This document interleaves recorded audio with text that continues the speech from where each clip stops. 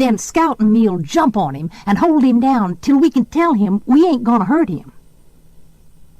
We left the corner, crossed the side street that ran in front of the Radley house, and stopped at the gate. "Well, go on," said Dill. "Scout and me's right behind you."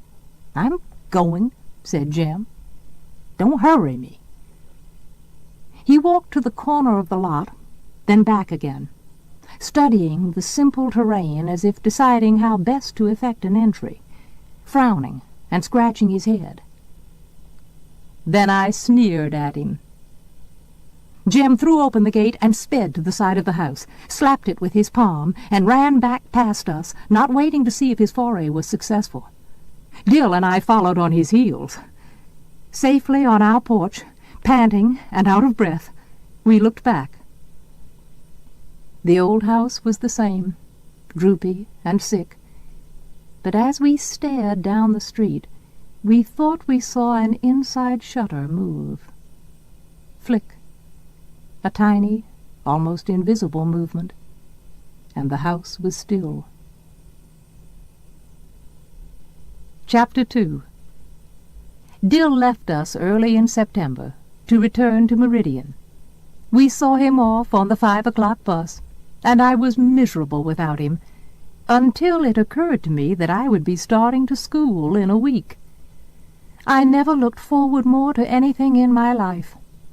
Hours of winter-time had found me in the treehouse, looking over at the schoolyard, spying on multitudes of children through a 2-power telescope Jem had given me, learning their games, following Jem's red jacket through wriggling circles of blind man's buff, secretly sharing their misfortunes and minor victories. I longed to join them.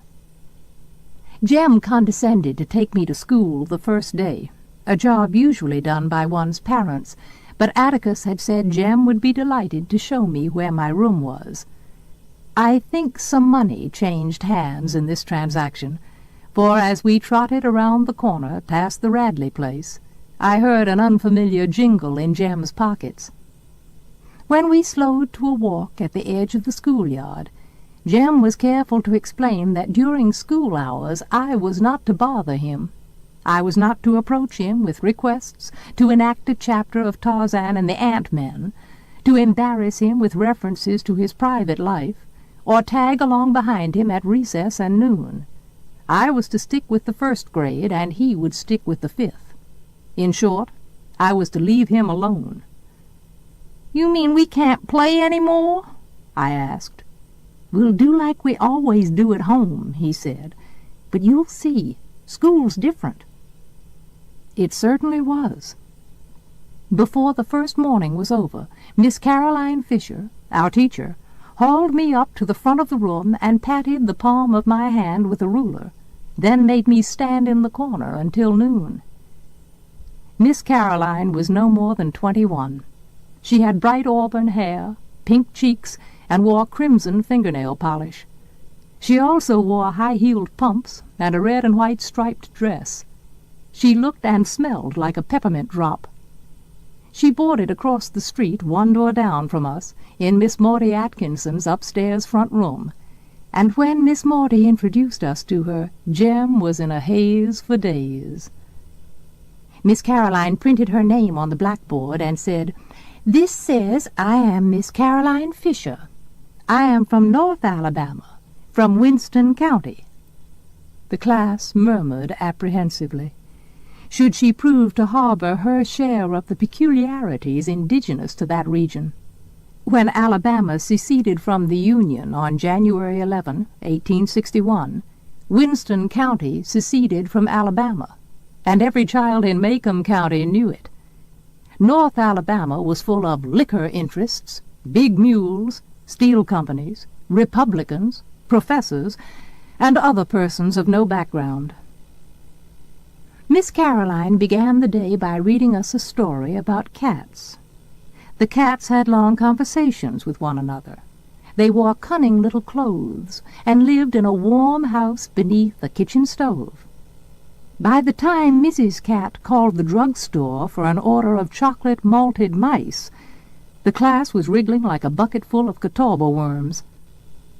Miss Caroline seemed unaware that the ragged, denim-shirted, and flour-sack-skirted first grade, most of whom had chopped cotton and fed hogs from the time they were able to walk, were immune to imaginative literature.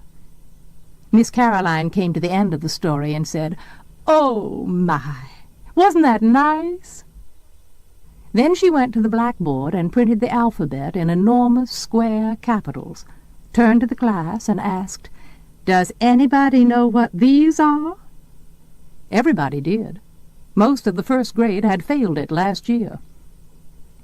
I suppose she chose me because she knew my name. As I read the alphabet, a faint line appeared between her eyebrows, and after making me read most of My First Reader and the stock market quotations from the Mobile Register aloud, she discovered that I was literate, and looked at me with more than faint distaste. Miss Caroline told me to tell my father not to teach me any more. It would interfere with my reading. "Teach me?" I said in surprise. "He hasn't taught me anything, Miss Caroline. Atticus ain't got time to teach me anything," I added when Miss Caroline smiled and shook her head. "Why, he's so tired at night, he just sits in the living room and reads." "If he didn't teach you, who did?" Miss Caroline asked good-naturedly. "Somebody did. You weren't born reading the Mobile Register." "Jem says I was.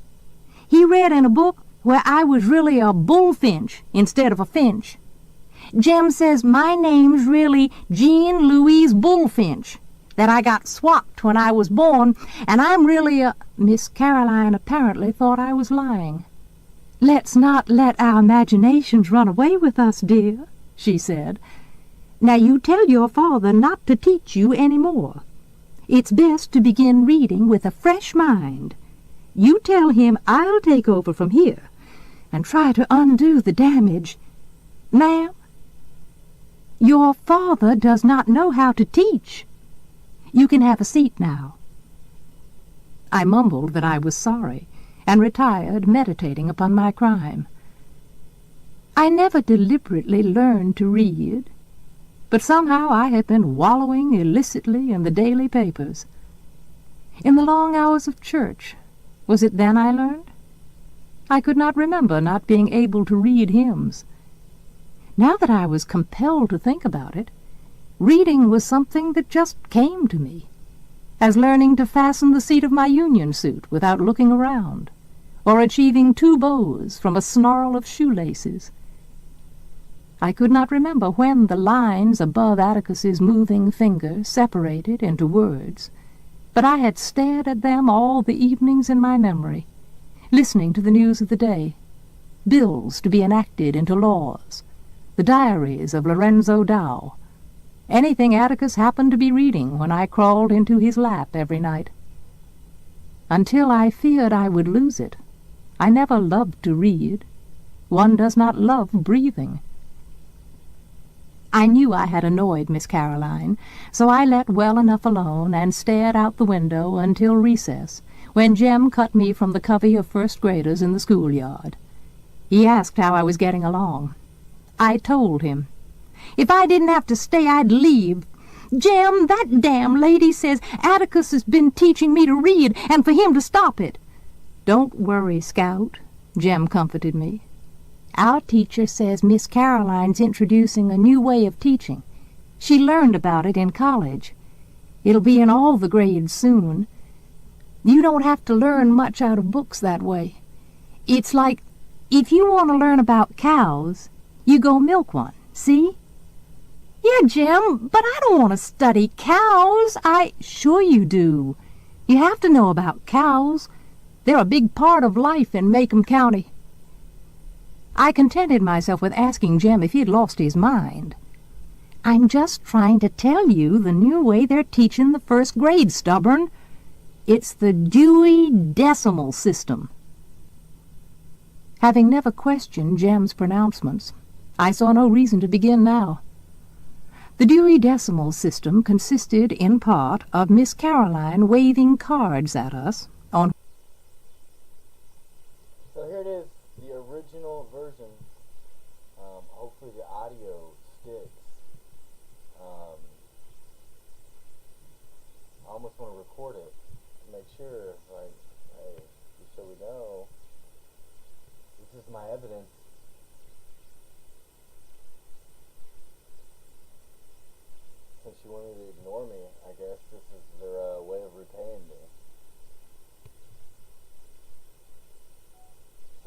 is being recorded. I am streaming this. Like, get this going on. Making sure the audio. It shows the audio. It was working earlier on the video too when I was watching it. Go over here. 42:59. Clearly it's not playing right now, so the audio is not going to show. But the mic audio is showing. My mic audio wasn't even working on Twitch. Like, it's all audio was not working on there. So I don't know what's up with that, but clearly the mic auxiliary is working right there as it shows.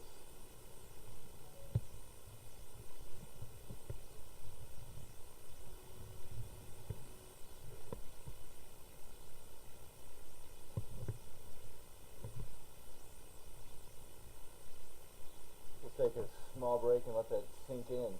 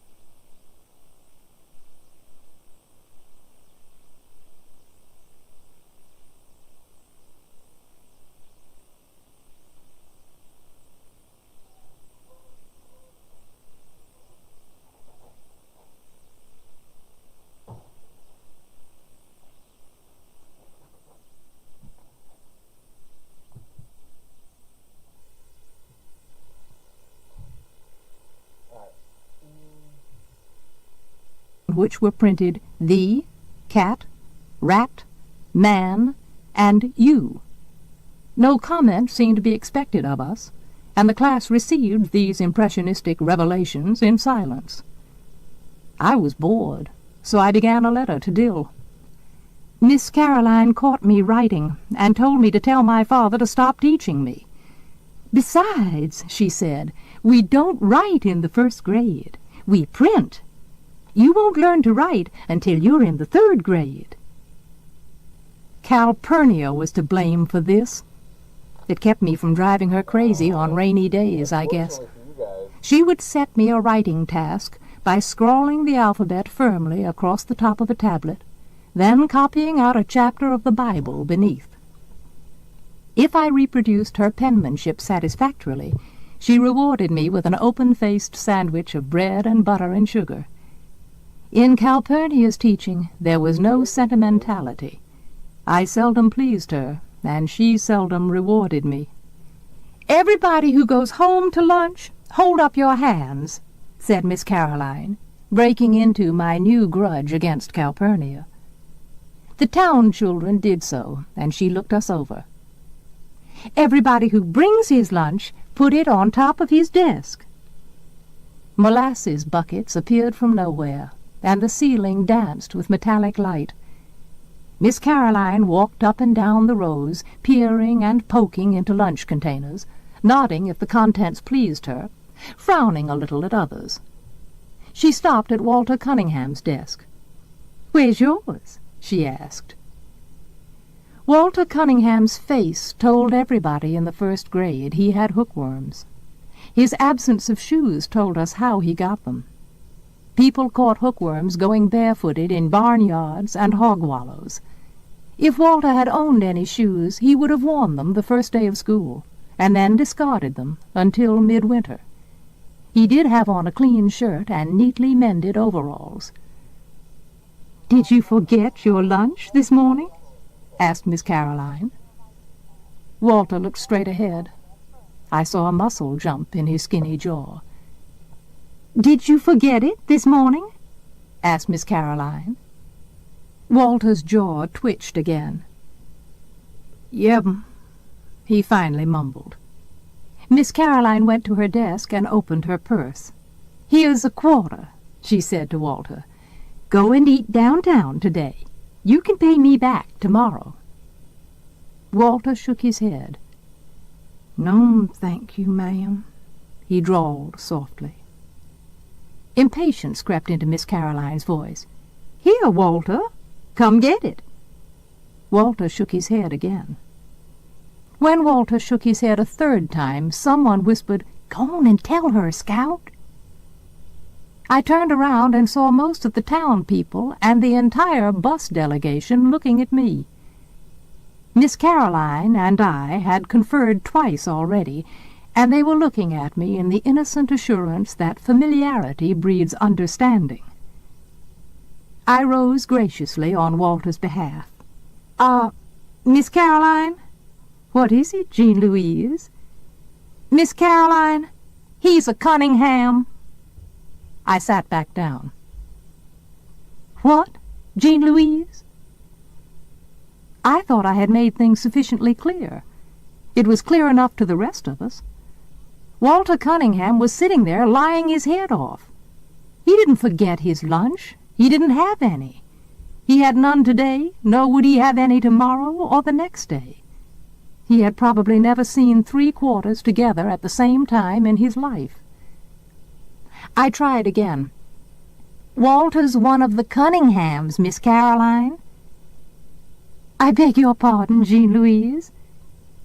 "That's okay, ma'am. You'll get to know all the county folks after a while. The Cunninghams never took anything they can't pay back. No church baskets and no scrip stamps. They never took anything off of anybody. They get along on what they have.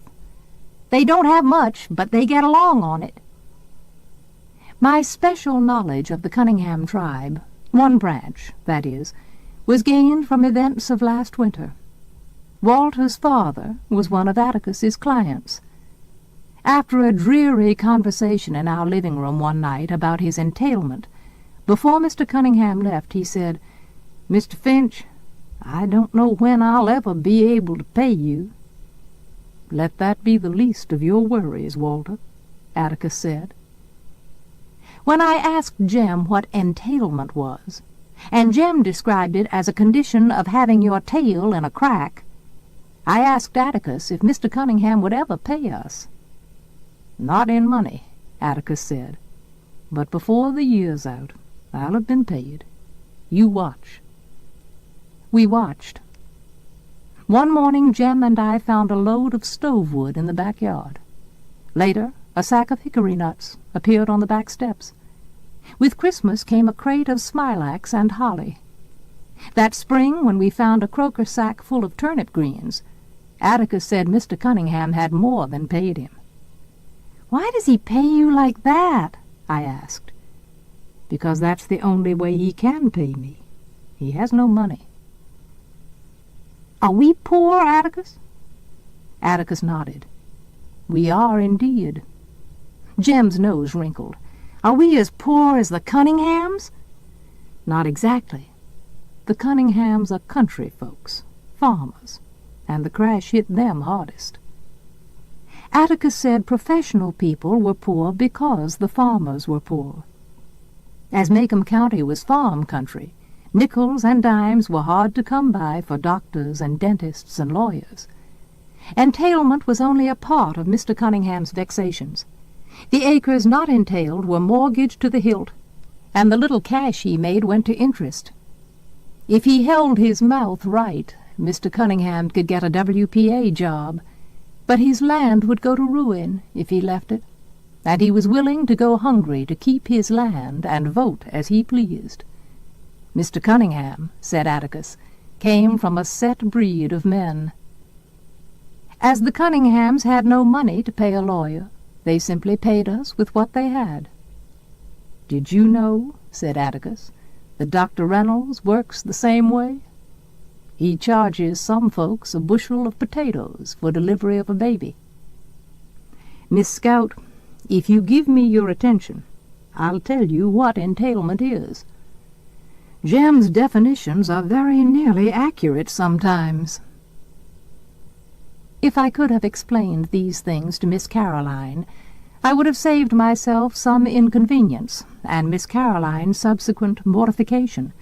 But it was beyond my ability to explain things as well as Atticus, so I said, "You're shaming him, Miss Caroline.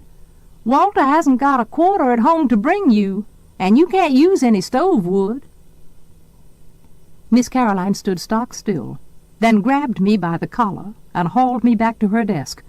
"Jean Louise, I've had about enough of you this morning," she said. "You are starting off on the wrong foot in every way, my dear. Hold out your hand." I thought she was going to spit in it, which was the only reason anybody in Macomb held out his hand. It was a time-honored method of sealing oral contracts. Wondering what bargain we had made, I turned to the class for an answer, but the class looked back at me in puzzlement. Miss Caroline picked up her ruler, gave me half a dozen quick little pats, then told me to stand in the corner. A storm of laughter broke loose when it finally occurred to the class that Miss Caroline had whipped me. When Miss Caroline threatened it with a similar fate, the first grade exploded again, becoming cold sober only when the shadow of Miss Blount fell over them. Miss Blount, a native Macombian, as yet uninitiated in the mysteries of the decimal system, appeared at the door, hands on hips, and announced, "If I hear another sound from this room, I'll burn up everybody in it. Miss Caroline, the 6th grade cannot concentrate on the pyramids for all this racket." My sojourn in the corner was a short one. Saved by the bell, Miss Caroline watched the class file out for lunch. As I was the last to leave, I saw her sink down into her chair and bury her head in her arms. Had her conduct been more friendly toward me, I would have felt sorry for her. She was a pretty little thing. Chapter 3. Catching Walter Cunningham in the schoolyard gave me some pleasure, but when I was rubbing his nose in the dirt, Jem came by and told me to stop. "You're bigger'n he is," he said. "He's as old as you, nearly," I said. "He made me start off on the wrong foot." "Let him go, Scout." "Why?" "He didn't have any lunch," I said, and explained my involvement in Walter's dietary affairs. Walter had picked himself up and was standing quietly listening to Jem and me. His fists were half-cocked, as if expecting an onslaught from both of us. I stomped at him to chase him away, but Jem put out his hand and stopped me. He examined Walter with an air of speculation. "Your daddy Mr. Walter Cunningham from Old Sarum?" he asked, and Walter nodded. Walter looked as if he had been raised on fish food. His eyes, as blue as Dill Harris's, were red-rimmed and watery. There was no color in his face, except at the tip of his nose, which was moistly pink. He fingered the straps of his overalls, nervously picking at the metal hooks. Jem suddenly grinned at him. "Come on home to dinner with us, Walter," he said. "We'd be glad to have you." Walter's face brightened, then darkened. Jem said, "Our daddy's a friend of your daddy's. Scout here, she's crazy. She won't fight you any more." "I wouldn't be too certain of that," I said. Jem's free dispensation of my pledge irked me, but precious noontime minutes were ticking away. "Yeah, Walter, I won't jump on you again. Don't you like butter beans? Our Cal's a real good cook." Walter stood where he was, biting his lip. Jem and I gave up, and we were nearly to the Radley place when Walter called, "Hey, I'm coming!" When Walter caught up with us, Jem made pleasant conversation with him. "A haint lives there," he said cordially, pointing to the Radley house. "Ever hear about him, Walter?" "Reckon I have," said Walter. "Almost died first year I come to school and et them pecans. Folks say he pisoned 'em and put 'em over on the school side of the fence." Jem seemed to have little fear of Boo Radley now that Walter and I walked beside him. Indeed, Jem grew boastful. "I went all the way up to the house once," he said to Walter. "Anybody who went up to the house once oughta not to still run every time he passes it," I said to the clouds above. "And who's running, Miss Priss?" "You are, when ain't anybody with you." By the time we reached our front steps, Walter had forgotten he was a Cunningham. Jem ran to the kitchen and asked Calpurnia to set an extra plate. We had company. Atticus greeted Walter and began a discussion about crops neither Jem nor I could follow. "Reason I can't pass the first grade, Mr. Finch, is I've had to stay out every spring and help Papa with the chopping. But there's another one at the house now that's field size." "Did you pay a bushel of potatoes for him?" I asked, but Atticus shook his head at me. While Walter piled food on his plate, he and Atticus talked together like two men, to the wonderment of Jem and me. Atticus was expounding upon farm problems when Walter interrupted to ask if there was any molasses in the house. Atticus summoned Calpurnia, who returned bearing the syrup pitcher. She stood waiting for Walter to help himself. Walter poured syrup on his vegetables and meat with a generous hand. He would probably have poured it into his milk glass, had I not asked what the Sam Hill he was doing. The silver saucer clattered when he replaced the pitcher, and he quickly put his hands in his lap. Then he ducked his head. Atticus shook his head at me again. "But he's gone and drowned his dinner in syrup," I protested. "He's poured it all over—" It was then that Calpurnia requested my presence in the kitchen. She was furious, and when she was furious, Calpurnia's grammar became erratic. When in tranquillity, her grammar was as good as anybody's in Macomb. Atticus said Calpurnia had more education than most colored folks. When she squinted down at me, the tiny lines around her eyes deepened. "There's some folks who don't eat like us," she whispered fiercely, "but you ain't called on to contradict 'em at the table when they don't. That boy is your company. And if he wants to eat up the tablecloth, you let him, you hear? He ain't company, Cal. He's just a Cunningham. Hush your mouth. Don't matter who they are. Anybody sets foot in this house is your company. And don't you let me catch you remarking on their ways like you was so high and mighty. Your folks might be better'n the Cunninghams, but it don't count for nothing the way you're disgracing 'em. If you can't act fit to eat at the table, you can just sit here and eat in the kitchen." Calpurnia sent me through the swinging door to the dining room with a stinging smack. I retrieved my plate and finished dinner in the kitchen, thankful, though, that I was spared the humiliation of facing them again. I told Calpurnia to just wait. I'd fix her. One of these days, when she wasn't looking, I'd go off and drown myself in Barker's eddy, and then she'd be sorry. Besides, I added, she'd already gotten me in trouble once today. She had taught me to write, and it was all her fault. "Hush your fussing," she said. Jem and Walter returned to school ahead of me. Staying behind to advise Atticus of Calpurnia's iniquities was worth a solitary sprint past the Radley place. "She likes Jem better'n she likes me anyway," I concluded, and suggested that Atticus lose no time in packing her off. "Have you ever considered that Jem doesn't worry her half as much?" Atticus's voice was flinty. "I've no intention of getting rid of her, now or ever.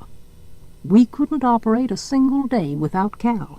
Have you ever thought of that? You think about how much Cal does for you, and you mind her, you hear?" I returned to school and hated Calpurnia steadily, until a sudden shriek shattered my resentments. I looked up to see Miss Caroline standing in the middle of the room, sheer horror flooding her face. Apparently she had revived enough to persevere in her profession. "It's alive!" she screamed. The male population of the class rushed as one to her assistance. Lord, I thought, she's scared of a mouse. Little Chuck Little, whose patience with all living things was phenomenal, said, "Which way did he go, Miss Caroline? Tell us where he went, quick! D.C.!" He turned to a boy behind him. "D.C., shut the door, and we'll catch him. Quick, ma'am, where'd he go?" Miss Caroline pointed a shaking finger not at the floor, nor at a desk, but to a hulking individual unknown to me. Little Chuck's face contracted, and he said gently, "You mean him, ma'am?" "Yes'm, he's alive." "Did he scare you some way?" Miss Caroline said desperately, "I was just walking by when it crawled out of his hair. Just crawled out of his hair." Little Chuck grinned broadly. "There ain't no need to fear a cootie, ma'am. Ain't you ever seen one? Now don't you be afraid. You just go back to your desk and teach us some more." Little Chuck Little was another member of the population who didn't know where his next meal was coming from, but he was a born gentleman. He put his hand under her elbow and led Miss Caroline to the front of the room. "Now don't you fret, ma'am," he said. "There ain't no need to fear a cootie. I'll just fetch you some cool water." The cootie's host showed not the faintest interest in the furor he had wrought. He searched the scalp above his forehead, located his guest, and pinched it between his thumb and forefinger. Miss Caroline watched the process in horrid fascination. Little Chuck brought water in a paper cup, and she drank it gratefully. Finally she found her voice. "What is your name, son?" she asked softly. The boy blinked. "Who? Me?" Miss Caroline nodded. "Boris Yule." Miss Caroline inspected her roll book. "I have a Yule here, but I don't have a first name. Would you spell your first name for me?" "Don't know how. They call me Burris, home." "Well, Burris," said Miss Caroline, "I think we'd better excuse you for the rest of the afternoon. I want you to go home and wash your hair." From her desk she produced a thick volume, leafed through its pages, and read for a moment. "A good home remedy for—" "Burris, I want you to go home and wash your hair with lye soap. When you've done that, treat your scalp with kerosene." "What for, missus?" To get rid of the, cooties.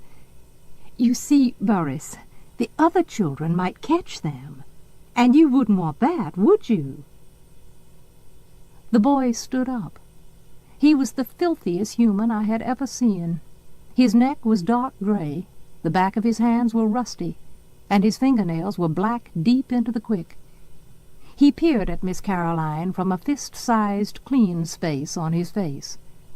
No one had noticed him, probably, because Miss Caroline and I had entertained the class most of the morning. "And, Boris," said Miss Caroline, "please bathe yourself before you come back tomorrow." The boy laughed rudely. "You ain't sending me home, missus. I was on the verge of leaving. I done my time for this year." Miss Caroline looked puzzled. "What do you mean by that?" The boy did not answer. He gave a short, contemptuous snort. One of the elderly members of the class answered her. "He's one of the Yules, ma'am." And I wondered if this explanation would be as unsuccessful as my attempt. But Miss Caroline seemed willing to listen. "Whole school's full of 'em. They come first day every year and then leave.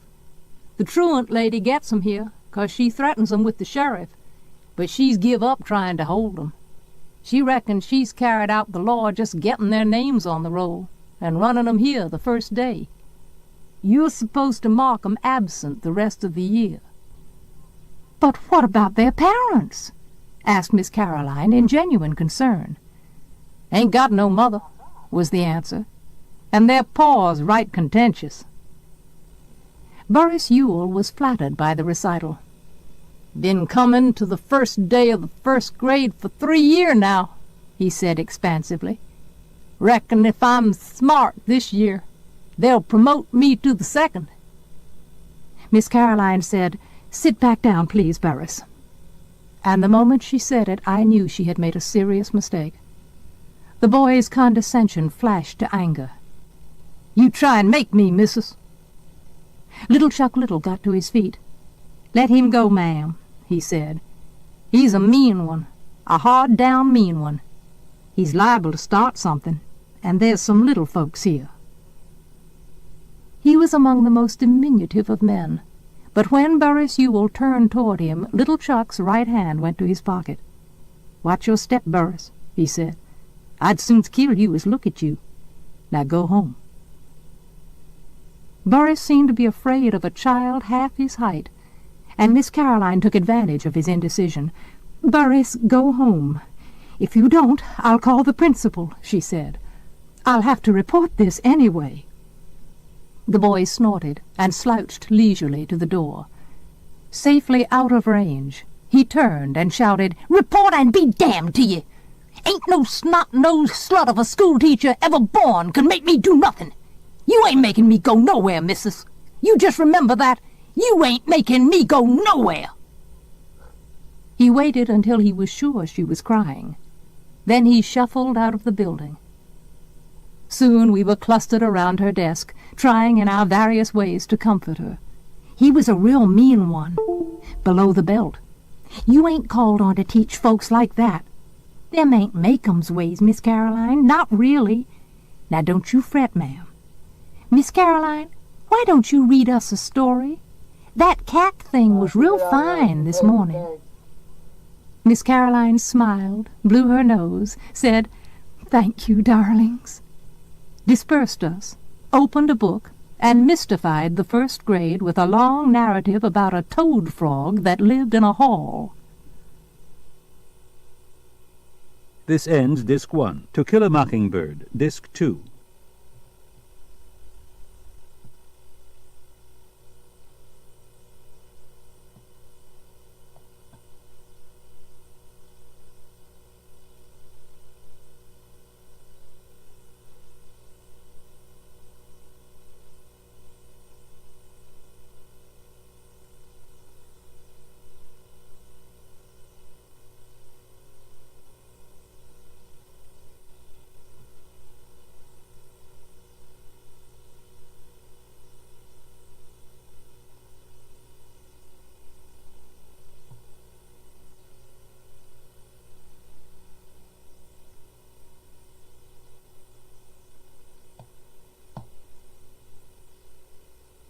not understanding? Here we go. The flip has been switched. The switch has been flipped. What are they not understanding here?